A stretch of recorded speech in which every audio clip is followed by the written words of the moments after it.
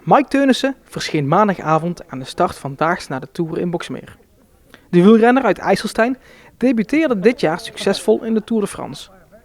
Teunissen keek zijn ogen uit tijdens het grootste wielerspektakel ter wereld. Ja, dat was een hele beleving, dat, zoals ik eigenlijk van tevoren wel gedacht had.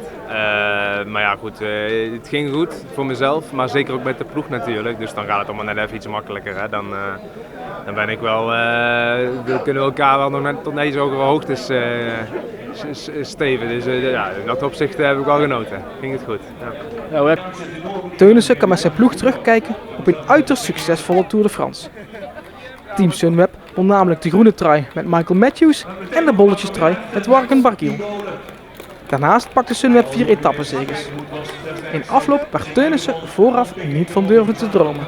Nee, zeker niet. We hadden eigenlijk de hoop een ritzege te pakken. En misschien nog een gooi te doen naar de groene trui, maar dat ging heel moeilijk worden. Nou, als je kijkt hoe het dan uiteindelijk afloopt, 4 ritten, 2 truien. Een van de grootste smaakmakers denk ik, van de hele Tour met de ploeg. Ja, dat hadden we niet kunnen dromen. En ik denk dat iedereen wel blij is met Sunweb en dat wij zelf ook blij mogen zijn met onze prestaties. En over zijn debuut in de grootste wielerwedstrijd van het jaar is Teunissen zeer tevreden. Maar toch plaatst de renner een kritische noot en ziet hij ruimte voor verbetering. Ik heb mijn werk goed kunnen doen en dat heeft wel tot succes geleid, denk ik. Aan de andere kant kan altijd beter. Dus in dat opzicht denk ik wel dat we met z'n allen kritisch moeten zijn. Denk ik wel dat ik nog altijd meerdere dingen meer kan laten zien. En de ploeg nog beter kan helpen en misschien ook af en toe nog eens zelf in een goede ontsnapping kan zitten.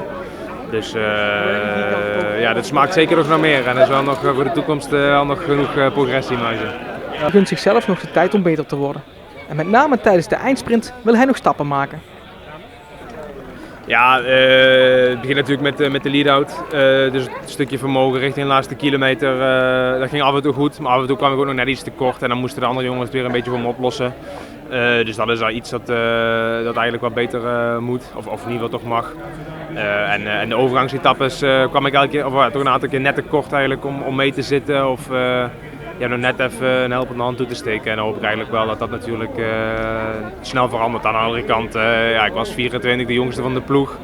Een van de jongeren nog wel in de Tour, dus er is nog wel wat marge. Maar het is natuurlijk wel mooi als je nog kan blijven doorgroeien. Nou, gisteravond een paar biertjes of een flesje champagne, hoe ziet het eruit? Ja, of allebei. En nog wat goed eten erbij. Maar ja, we hebben natuurlijk al de hele week bier en champagne gedronken. Dus ik ben er onderhand al aan gewend. Ik denk wel dat ik het kan hebben. Daags na de Tour kan de regio zich op gaan maken voor het volgende wielerevenement.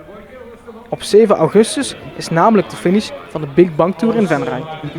Tijdens dit wielerspektakel zijn wederom de grote namen van het peloton te vinden in de regio.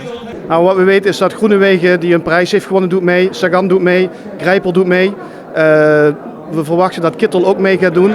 En daarnaast heb je natuurlijk nog Tom Dumoulin als Giro-winnaar die in Venray te zien zal zijn. Als je van wielrennen houdt en je houdt van spektakel, je houdt van sprint, dan zou ik 7 augustus met een grote rode kruis in de agenda aankruisen. We zijn er ook in vierde stelling, dat moet ik jou een bijzonder deuk doen, Marco Minnaar. Ja, goed doorgehaald, ja.